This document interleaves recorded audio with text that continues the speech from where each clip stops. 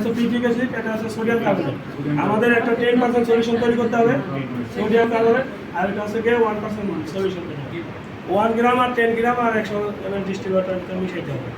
আমাদের দুইটা রিয়েজেন্ট তৈরি হয়ে গেল। এখন আমাদের কাজ করতে হবে যেটা হলো কি যে আমাদের এখানে ফিল্টার পেপার আছে, ফিল্টার পেপারের মাঝামাঝি অংশের থেকে নেবেন যেন দেখতে ভালো দেখা যায়। এখন কেউ এই যে এতটুকু নেয়, এটা টেস্টের ভিতর যাবে আর গেলেই কেমন দেখা যায়। আপনার নষ্ট হলেই হোক, মাঝখানে থেকে নেবেন 1 সেন্টিমিটার আকারে আপনি কেটে নেবেন। কেটে নেওয়ার পরে আমাদের যে দুইটা সলিউশন আমাদের তৈরি আছে, সোডিয়াম কার্বনেটের ভিতর আপনি ডুবাবেন, ডুবানোর পরে শুকাবেন, শুকানোর পরে আবার এই একই সিস্টেমে পিটিক অ্যাসিড সলিউশনের ভিতরে ডুবাবেন, ডুবানোর পরে শুকাইলেন।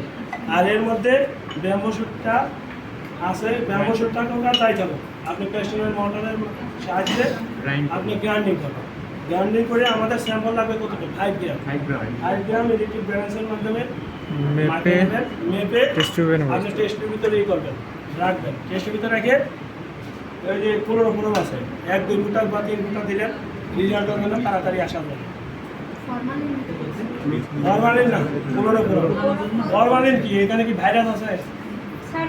ফরমালিনের কথাই তো বলছি স্যার। আরে স্যার বলছে স্যার তো প্র্যাকটিক্যাল করে ফর্ম দেবেন, খাতাতে লেখা আছে, খাতায় লেখা আছে। স্যারও হয়তো নতুন মানুষ ভুল হতে পারে, ঠিক আছে? স্যার তো আর ফার্মাসি কোনো দিন হয় না, যার কারণে প্র্যাকটিক্যাল ক্লাসে আসেন, ওই থিওরিক্যাল ক্লাসে।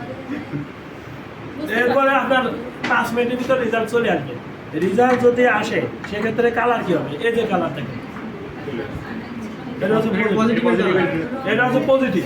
আর যদি মনে করেন কোনো কালারই আসে না আসে, এই যে এরকম আসবে, মনে করেন এখানে কোনো কালার নেই আছে, তাহলে এটা নেগেটিভ। তবে এটা কালার আসবে কিছুক্ষণের মধ্যে। না, সায়ানাইড মেশানো নেই।